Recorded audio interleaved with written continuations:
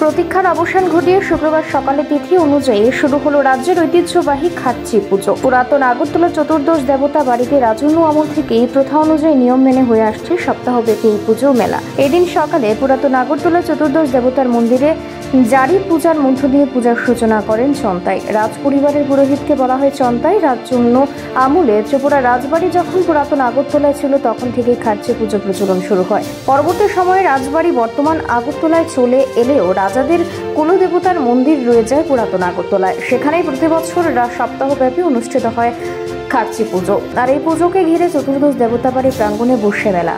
এবারও উৎসবের আমেজেই শুরু হলো সপ্তাহব্যাপী খাচ্চি পুজো মেলা।